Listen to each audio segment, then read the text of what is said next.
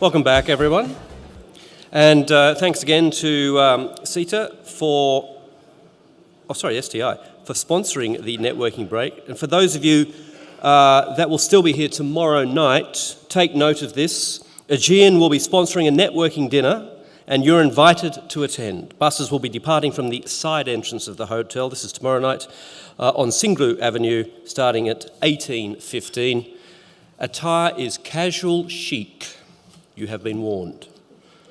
Welcome back to our penultimate session this afternoon.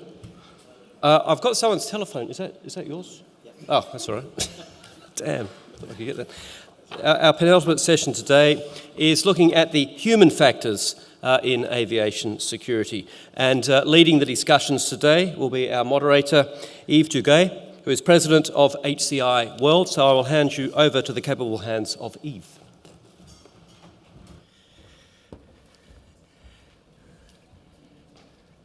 Thank you and good afternoon. We're glad that you came back after the coffee break because IATA did put a great panel together for you today to talk about human performance and human factors, but not human factors always in terms of vulnerability as we too often hear, but also in terms of strength. The time is very short and we want to make sure they have time to present their remarks to you, so let me start right away and I'll present you to your panel members. So we'll start with Shriman Prabhakaran. Shriman is a researcher and a practitioner, and he's based in Norway. He'll be followed by Mrs. Sarah Merks. Sarah is also a researcher. She's based in Switzerland, and she's also a member of CASTRA. Then you'll hear from Mr. Yannick Lachapelle, who is from United Airlines. Yannick is based in the US, also a practitioner. He'll be followed by Mr. Simon Roberts. Simon is the Vice President and Head of Security for DHL Express. He is based in the UK, as is our anchor person, Philip Baum, the well-known Philip Baum, who is the editor of Aviation Security magazine.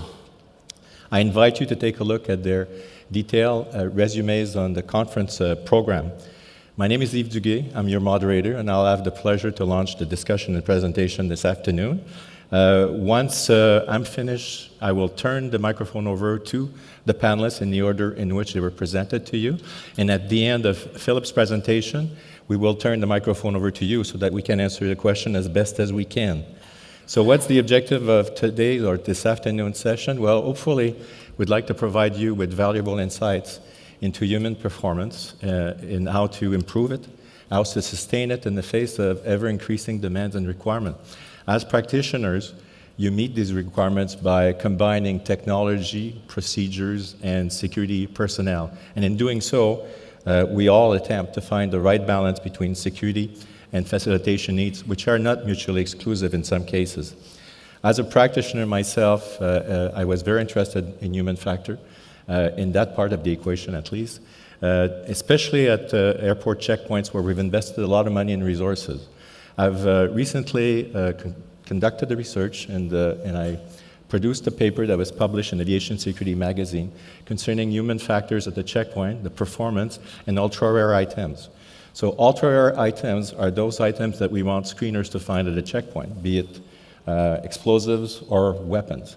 Now, the review of the literature, at least the current literature, confirms that ultra-rare items are often missed when viewed through a visual search. And this is something that affects not only civil aviation, but also the medical field as well, as they use X-ray operation quite a bit as well.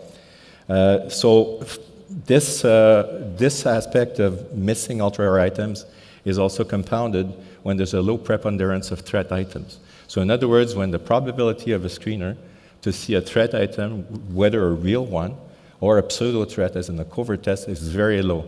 When you combine this to the repetitive nature of the tasks that they're asked to perform, the busy environment in which they operate, and the severe impact, should there be a failure, an impact not only on security, but on their own career as well, well, then they lose their security awareness, unfortunately. And this is exemplified very often when we see a lack of attention on their part, maybe a non-compliance with procedures, which leads to security breaches.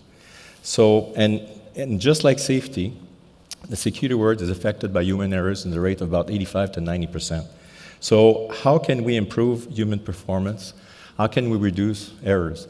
Well, this is why we have such distinguished panelists. They will provide you with some insights into potential solution, whether it comes from more research, technology, managerial approach, and training. And training is certainly a key feature in trying to improve the performance of the screening workforce or any security professional, for that matter of fact. As part of the paper, I've also proposed a partial solution, at least an element of solution, in that maybe we also need to find and leverage and combine as best as we can the best features of human performance with the best features of technology, where technology is seen as a tool to complement human performance, not as a standalone solution. So if you leverage, for example, what humans do best, well, they deal with irregular situations. They deal with ambiguous situations and circumstances. They exercise judgment in difficult cases, and they deal with customers. And what does technology do? What's the advantage of technology, especially if it's combined with AI, as in learning machines? Well, it will handle routine cases very rapidly. It performs repetitive functions effectively and consistently. And it analyzes huge amounts of data, which is what's required if you want to do passenger differentiation. So that's one possibility. The panel will provide you with more possibility as we go forward. But before I turn the microphone over to Shreeman, we all thought that we should put you through a test. So I hope the coffee has kicked in. So you've all heard about throughput, so I'm sure there's numbers flying around everywhere. So for the purpose of this exercise, let's say that the throughput is anywhere between 250 to 300 passengers per hour per screening line. I know it's high, but just play along with us. That translates to approximately 600 to 700 images per hour. So your X-ray operator has 5 to 6 seconds to make his or her mind about the image and whether or not there's a threat in that image.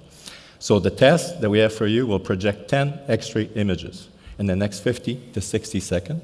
There's a threat image in one of those images, so please make note of it. And we'll pay particular attention to those people who are already involved in screening, and I won't point anybody in the room right now. And so at the end of the presentation, what we'll do is we'll give you the answer, and we'll see how many of you were able to find it. So, by the way, thanks to Sarah. Sarah provided us with those 10 images. So if you're ready, Sarah, so ready, get set, go. And as Sarah projects these images, what I'd like to remind you is that you're working in an airport environment, and you're on shift, and for the next 20 minutes, you're going to be seeing images like that. And on the next rotation, you're going to also see the same images, and you'll see them tomorrow, and you'll see them the day after. You're seeing them in a very busy environment. It's noisy. You hear your colleagues talking. You heard the passengers. Some are nice. Some maybe are not as nice. And last night, the baby didn't sleep. So let's see how well you did in terms of finding the threat image, because that's the reality that they face every day, and that's why I have a great deal of respect for screening officers. So you've written it down, and at the end, and we'll just do an informal poll at the end of the presentation. So, and I know those numbers seems high, and there's two different school of thoughts. One is to define the throughput by the number of passengers per hour. The other is the images per hour. If you travel in Canada, for example, during the winter time, there's a lot of bins per customer. So that has an influence on the number of images versus the passenger throughput. So having said this, I see that you've all noted that very religiously. Thank you very much. And I'll turn the microphone over to Shreeman. So thank you very much. Thank you. I'm glad you're getting tested and not me, because I know the answer and I couldn't find the image. One of the things that Yves mentioned that I think is something consistent across the board is this idea of throughput. We keep focusing on what the throughput might be, and that's this idea that facilitation is quite important for screening points, and that we try and solve for human weakness when we try and improve screening points as well. I think all of that comes back to this idea that it's very hard to measure the security outcome from screening points.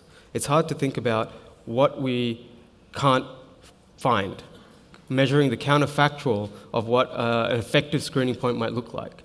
So in that context, I think what we need to do is spend more time and more effort to understand how effective screening points might be if we measure the interaction between humans and technology to better understand the effectiveness of a screening point to prevent a risk attack from a threat event from occurring. And one way to do this is to start looking at the probability of detection of the technology, but also comparing that with the probability of intervention by operators to prevent something from occurring. And I think that's a very important point in terms of how we think about screening points, and I think it's often missed. And we tend to focus more on throughput and facilitation and solving for human weakness by introducing things like AI and other technology enhancements, which are valid and very useful. But we always tend to forget the value of the operator and how effective the operator might be if we kind of focus on leadership and management of that human factor. So I guess that's where I'm coming from, and that's where I'm doing my research in right now, moving away from the regulator or airline space and thinking about how we solve for that kind of question. So, yeah. So, as part of your research, have you been able, because in a previous presentation, we talked about security management system, so KPI, about the output, and so how do you measure human performance? Are there KPIs are there indicators that are used to measure human performance? So, I don't want to bore everyone with the detail of Bayesian networks and probabilities, but I think what we often forget is that it's hard for us to measure things like that. And so it's much easier to think about the queue wait times and count how long that takes. And it's a lot harder to think about how do we measure the expert opinion of someone in making a judgment.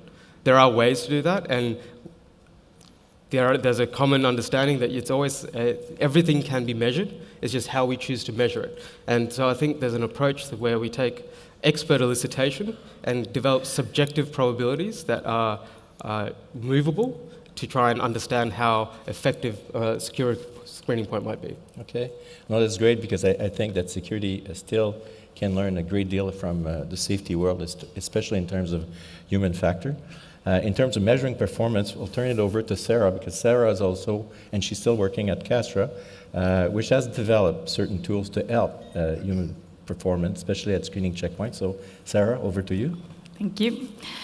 I would like to go back a little bit to these 10 images that you've just seen and hopefully analyzed. I don't know how successful, but I think I really like those images or to show a little insight of the everyday screener's task. I think it shows that it's not so easy to actually screen images, to actually interpret X-ray images under such pressure, under such short time. And you have to imagine that this is only just a little insight in the screener's task. You did this for 10 images. You did this in about 1 minute, where you knew was 1 image out of 10 that had a thread in it. But at a checkpoint, you would do this 19 minutes longer at a time. You would be at a loud, noisy checkpoint. You would possibly get yelled at by angry, stressed, insecure passengers. So this all shows that it's not easy. And the task itself to interpret an X-ray image is also not that easy. But I also like these images because it illustrates that training is important. And I think training is such a tool that we can improve human performance. We did some research on training over the last decades, and we could show that initial training is very important so that the screeners actually learn how to recognize objects in an X-ray image. But recurrent training or recurrent computer-based training is also very important. It keeps detection performance of humans up to date, but it also gives the screeners a chance to keep up to date with new emerging threats. So training is one important factor in human performance, but human performance at a security checkpoint also depends on technology. And it depends on new advanced technology. And I would like to give you some insights in our research that we did with new technology and just give you a little overview of our results.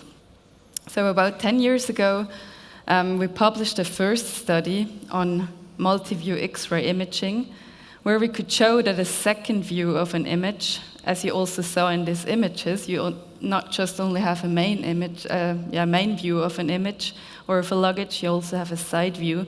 And this side view helps screeners to detect threat objects. We recently confirmed these results in another study and could also show that this is particularly true if the threat image is shown in an unfamiliar view in the main view of the X-ray image. But it's also true when threats are superimposed. So then this second view can actually help screeners to detect threat objects. So this is still in the 2D X-ray image technology. We also learned that there's now 3D technology, more coming up in whole package screening for quite some time in some countries. We recently published a study where we investigated 3D technology in whole package screening, where screeners also have the chance to rotate an image in 3 dimensions. They can slice through an image, slice by slice, just like in a medical image. And what we found there is that 3D technology in whole package screening improves detection performance. It also improves throughput, even though the analyzing of a 3D image is slower. So these are 2 examples where technology helps. A third is detecting explosive. I think some of you, or maybe all of you, may know that detecting bare explosives can be very difficult in an X-ray image. It looks very similar, or can look very similar like harmless materials, for example, cheese or other or certain liquids. And here, automated explosive systems in whole package screening and package screening can help screeners detect these explosives. So, in summary, we heard a lot about effectiveness and efficiency, and I think to improve effectiveness and efficiency, it's important to understand, to get a detailed understanding of the human-machine interaction, because the system performance depends on both the human and the technology. Thank you, Sarah. As part of your research, I was wondering, is there enough data right now to show a correlation between recurrent training and the results of covert testing, for example? Not to my knowledge. What we do know is that recurrent training does improve the performance in the training system. It does improve the performance in the certification of screeners.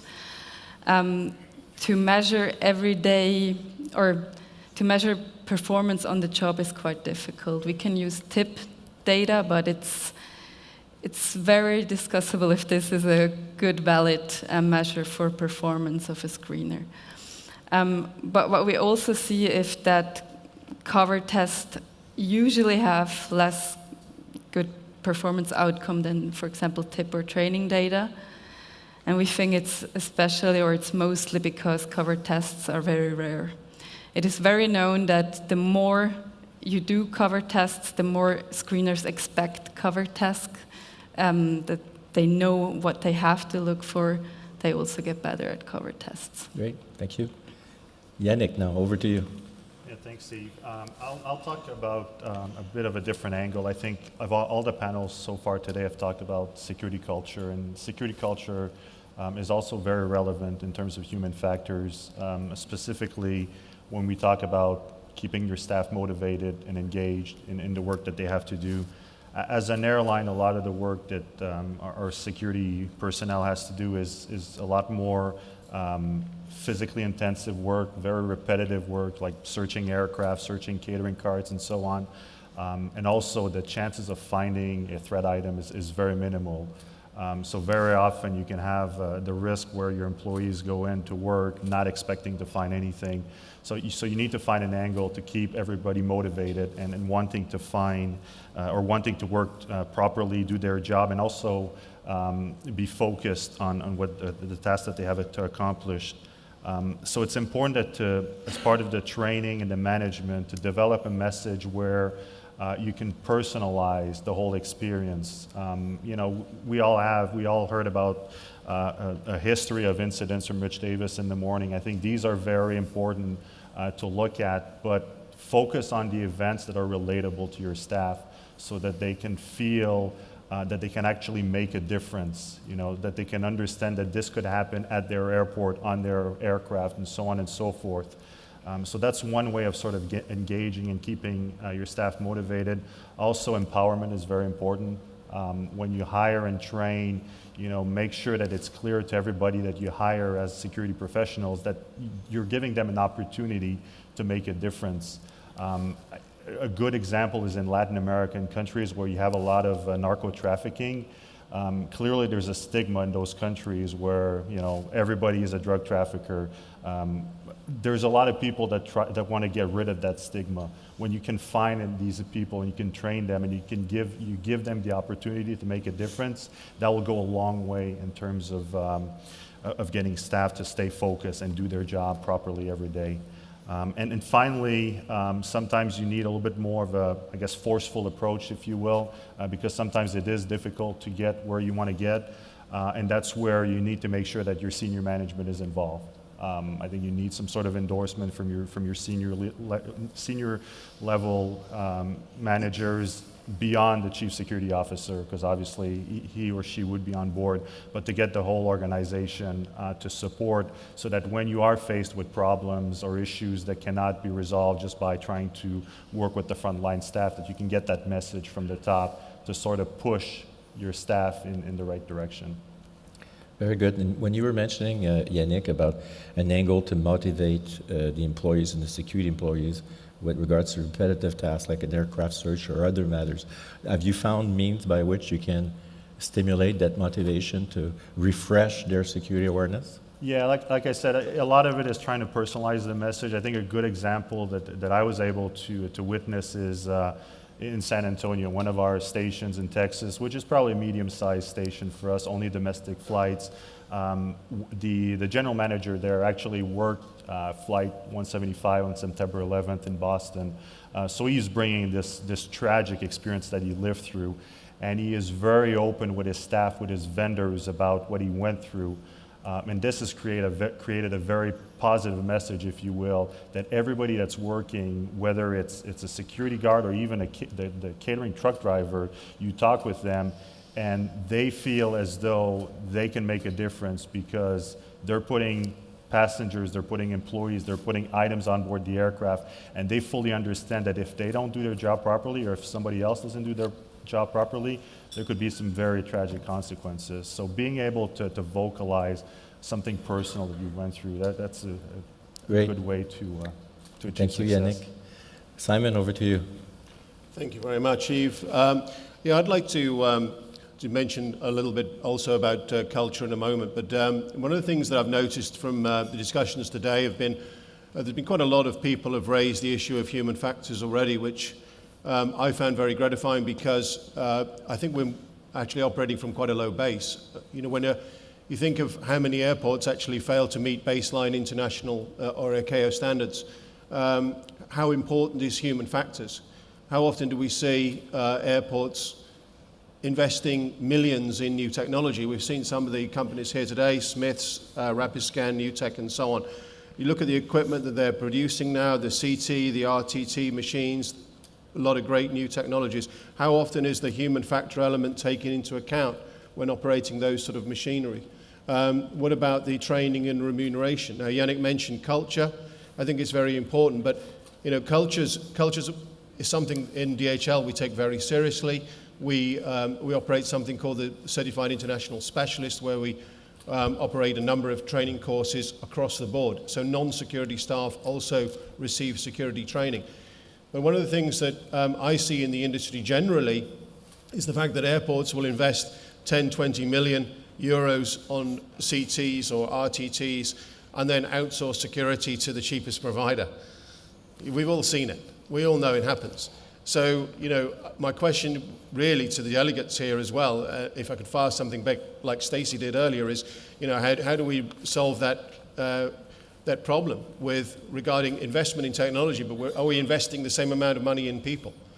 So, culture only goes so far. Training only goes so far. If you've got to attract the right caliber of personnel as well. Very good. And in terms of best practices at DHL, you're all over the world. Are there some elements that you can share with us in terms of tracking the performance of your security, the outsourced security services that you're using across the world? Well, in DHL, we do outsource security, and what we try and do is we try and limit the number of accredited companies. So we do due diligence on the companies that we use, and we're trying to restrict the numbers currently. So we're going through a global procurement exercise where we're actually cutting down the number of approved suppliers. But one of the things that, again, I'd like to mention is in DHL, we say everybody is security. It doesn't matter who you are. If you're a service center person working on a desk in a service center, if you're a courier going around delivering shipments in vans, we still say you're all security. Everybody's security. That's the culture we try to embed. So it doesn't matter whether you're a specific outsourced security provider or whether you're just a DHL employee, you're all security. And one of the things that we really take a lot of satisfaction from within DHL is when we see a frontline member of staff actually stopping something. They see they've gone through the training's worked, they've actually stopped a shipment because they said there's something not right about that shipment, there's something that's suspicious, and when we go through maybe a secondary process, we find some prohibited article or some contraband in the shipment, and that gives us a great deal of satisfaction. It's like Yannick was saying, it is very important to develop that global 360 security culture. Thank you very much, Simon. It's encouraging to hear that DHL has integrated security into its culture, just like as importantly as safety. So it's an encouraging sign on our part. There's a reason why we kept Philip at the end, because we needed a strong anchor, and usually that's the best accomplished by Philip. So Philip, I'll turn it over to you now. Thank you, Yves, and thank you to IATA and the team for inviting me to join the panel. The reality is, next time it's going to be different. And the question that I have is, with what I would argue excessive reliance on technology, are we actually gearing ourselves up to be able to prevent the next attack? We're dealing with ultra-rare events, and some of them have happened before. I mean, suicidal terrorism wasn't new on September the 11th. We had the Alas Chiricanas incident in Panama. We knew with the Air France hijacking that the intention of the hijackers was to fly into the Eiffel Tower. And even with the Germanwings incident that was referred to this morning by the Commissioner, only 1 year before, we'd had a suicidal pilot at the controls of Mozambique Airlines flight. But how do we get people to really believe that they are able to prevent an attack taking place? Rich Davis this morning mentioned chemical, biological weapons, body cavity devices, all things which I think could be a threat, or are indeed a threat to the industry today. But how many airports and how many airlines out there are actually doing things to prevent chemical and biological weapons getting onto planes? I think what we're doing is we're saying, well, at the moment, the regulator doesn't demand it, doesn't demand screening for certain items, therefore we don't need to do it. And I think that's a very dangerous space to operate in. So how do we encourage people to think outside of the box? And also to think of a solution that is going to benefit the entire aviation security system and not just be checkpoint-centric. I mean, a lot of the discussion even here has been about the airport security checkpoint rather than every aspect of aviation. And I think, first of all, and many of you will know that I'm a proponent of behavioral analysis, it's not because I'm against technology, but it's because I want technology to be implemented and utilized intelligently. So, are the technologies that we're using responding to yesterday's threats or to tomorrow's threats? What are they actually really able to detect? We keep talking about explosive detection systems as if there is only one type of explosive out there. Are they able to detect the quantities of explosives that can realistically bring down an aircraft? And then we talk about the issue of trust. We've heard a lot about trusted traveler programs, and I have a problem with that, because how do we talk about trusted traveler programs on the one hand and then at the same time say that one of our biggest fears is the insider threat. The people that we have done all the vetting on to work airside at our airports. Then about how do we assess effectiveness? How do we assess the effectiveness even of the checkpoint? Are we evaluating it on the basis of throughput rate, footprint, cost? Or are we actually evaluating it on the probability of detection? And I think we increase the probability of detection by a far greater reliance on the human beings that work there. And what we have to eradicate is this fear that many screeners have of reporting concerns because it's going to slow down the throughput rate, because their team leader or supervisor is being forced to get people through the system. And then I think, finally, the point I would make is, actually, what are we there to do as an industry? Are we there as a counter-terrorist agency, or are we truly trying to prevent any unlawful attack against civil aviation? And we hear so much about explosives, yet how much do we hear about the other threats, possibly the more prevalent threats to aviation? Issues such as mental health. I'll just give you a figure. One in 4 girls in the United Kingdom at the moment, age 16, self-harm. In terms of suicide, there has been a 25% increase rate in suicide in the United States in the last 17 years. 5% of people in employment in the United Kingdom at the moment are suffering depression. If you transfer that to the pilot community, that means about 1,500 pilots could well be flying with depression. How are we going to have a system that will be able to identify that type of threat? And I'm sorry, that's not based on any technology. That's based on people reporting and having the courage to report, and senior management taking accountability and encouraging them to do so. Thank you, Philip. You're very much involved in training. So are there certain aspects of human traits, human performance, human factor that have not been leveraged as a strength as much as should be so far? Well, absolutely. I mean, I think that there is so much focus not only on the training, but even on the testing. I mean, if you think, how do we actually evaluate our screeners? It's normally on the basis of tip images and their ability to detect threats. And by the way, the tests, of course, have to be fair, because otherwise it's not fair to the screeners, but terrorists aren't fair, nor criminals.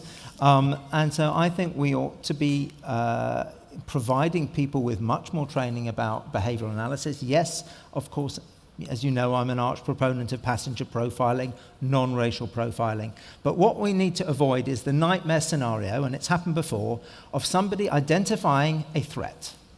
The supervisor then saying, well, did the bag alarm or did the person alarm when they walked through the archway metal detector? Searching the bag and still finding nothing, and then somebody saying, well, we found nothing, we've got to let the person on the plane, or we've got to let the bag on the plane, or in the case of the printer toner cartridge device, the consignment onto the aircraft. Or do we trust the person that had that sixth sense to make the decision and to be bold enough to deny boarding? And that takes training, but above all, not only training of the screeners, but training management as well. Thank you, Philip. And I think it's important to point out that in those cases where recently internal employees were involved in attacks or accidents or incidents, in most cases, whether it's in civil aviation, other transportation, or other industries, there are always indicators. There's something that just doesn't sound right about the person, and it's because we're familiar with them that we tend to disregard. So I'm very much of the opinion of Philip is that we need to train our people to look for indicators, and as he just mentioned, if it's something that doesn't sound right, it doesn't feel right, then it probably should be reported. I know in the US, if you see something, say something. Well, if you think there's something wrong, you should say something as well, because I think that most of the people who were colleagues of the of the people who were involved in those unfortunate incidents were able to detect some indicators. They just didn't feel comfortable reporting it because of the stigma associated to it. So, yet you were going to add something, Philip? No. Okay, I good. just saying, absolutely. We tell the general public to report something. Yes. Let's tell our own staff to do it. So I before, think empowerment yeah, of go ahead, Simon. people is really important, and having, Philip mentioned something which is really high on the agenda of most security conferences currently, which is the insider threat. But how do we recognise the insider threat? Do we have working policies to deal with the insider threat? Do we have robust screening programs? I mean, I've been looking at this in terms of DHL recently, and it's very interesting to see that, for example, in some countries, I'm not going to name them, but some countries have very, very strict restrictions on what you can do in terms of screening staff, and I'm talking about pre-employment screening. The data privacy laws that have come within Europe now make it very, very difficult to actually do really robust reference checks on people. What do you have in your companies? A really sound and robust whistleblower policy. We've seen situations in the financial industry where people have seen something that doesn't look right. It looks quite suspicious in terms of fraudulent activity in banking systems.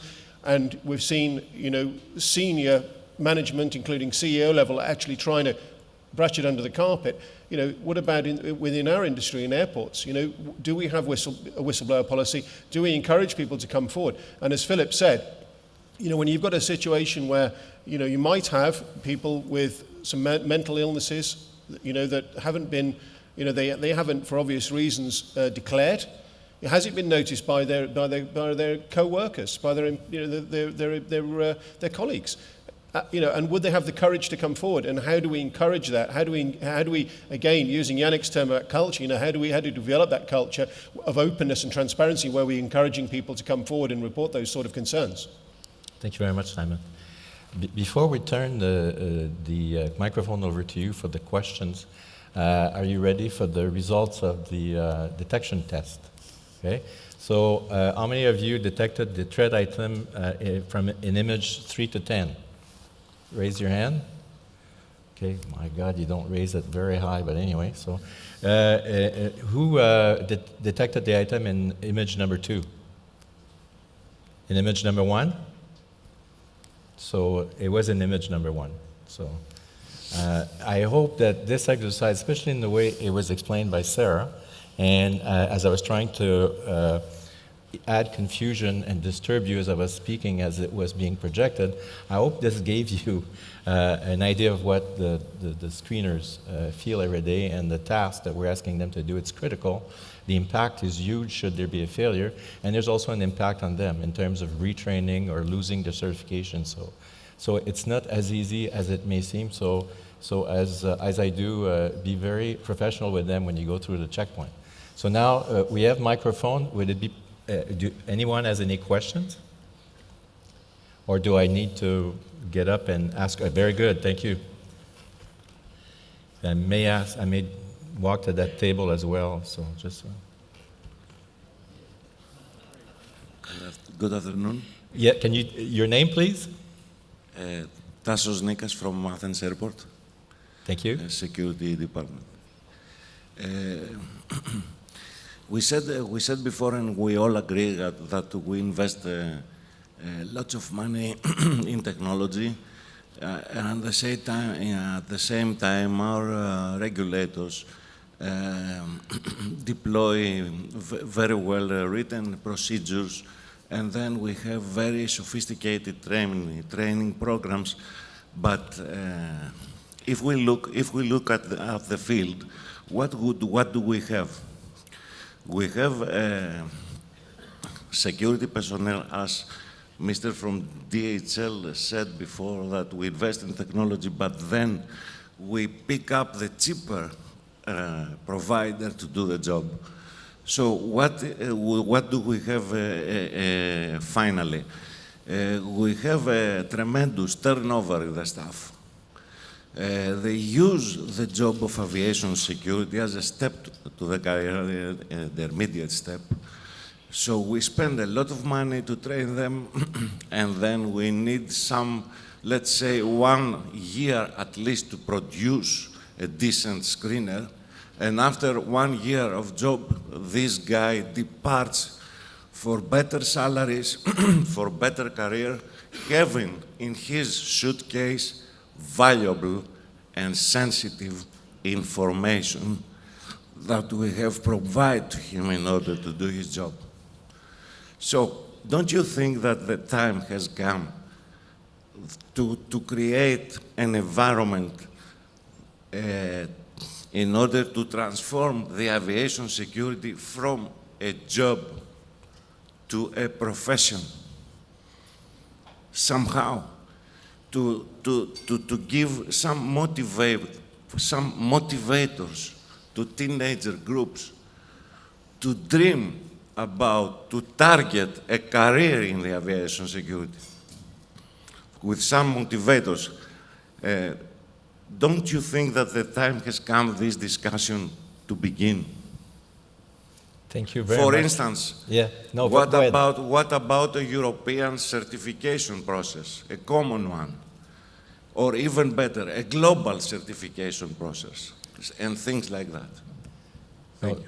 Thank you very much. It's a great question because we were discussing at the break, based on the slide, I don't know if you remember this morning, there was an ICAO slide, and it showed a progression of where there was state intervention to non-intervention. There was a lot of intervention as you were moving on the scale to the right-hand side, where there was regulation. If you look in the discussion that we had, and especially with Philip, is that, you know, in the safety world, the regulator has gotten involved in terms of human factor, just because of what you were saying. And we were wondering, are the regulators right now getting involved to the extent they should with regards to human factor, the human element in the equation? Because as you said, there's a lot of sensitive information that's shared with a lot of people. There's a lot of money that's spent on training, and then there's, unfortunately, there's a high turnover. So I don't know, I know, Philip, you talked about earlier on at the break, is the regulator doing enough in that sense? Do you see a link with the question from the gentleman? Well, I certainly would endorse and would support any call to increase the professionalisation of the workforce and to certainly not have an environment where you're employing minimum wage employees. I think that's not good. I personally do question why actually we are often using contract screening companies to perform a security function that, if you look at the other security functions at airports, customs controls, immigration controls, that they tend to be broadly run by government employees with the associated enhanced screening or vetting opportunities that gives us. So I think that's something that is worthy of greater exploration. And in fact, actually talking about that customs and immigration side, even from the behavioral analysis side, I've often thought, you know, it's bizarre that customs and immigration screen us, but they differentiate after we get off an aircraft. But somehow before we get onto an aircraft, we're often using minimum wage employees that don't differentiate at all. So I think anything that we can do to enhance the professionalisation of the industry is to be welcomed. I think in the European Union, you know, maybe one way is to actually, as the gentleman says, you know, how are we going to make it professional? You're absolutely right. You know, there is the cost of the training, and then there's the high turnover. We've seen it in the industry, I think, across the world, and you know, I wouldn't like to differentiate in regions, but as we're all sitting here in the European Union here at the moment, I think maybe that's the starting point. The European Union should say, well, actually, instead of an hourly rate, you know, we should have a minimum salary. It should be professionalised. It should be treated as a white-collar type of profession. And there should be minimum salaries or minimum wages set within the European Union for anybody who's working in a aviation security environment and that's actually conducting aviation security duties. And I think until that time, until we do that, I'm not sure that we will get to that stage where we professionalise it, because as we've already recognised, and as all of you recognise, a lot of the people that are working in aviation security environments around the world and in the European Union are operating on very low wage basis, and it's not a status job. So we can talk about training, we can talk about culture, we can talk about all these lovely human factors, but until we get the right caliber of personnel and we make it attractive to people, I'm not sure that the standards are going to be raised, and we're not going to reach that degree of professionalization that we'd all like to see. Thank you, Simon. And sir, a short answer is yes, it's time. I hope we were able to answer part of the question. Having said this, we run out of time. So on your behalf, I'd like to thank the panelists for the presentations today, and I hope that you appreciated the presentation and you'll have a pleasant stay in Athens. So thank you very much.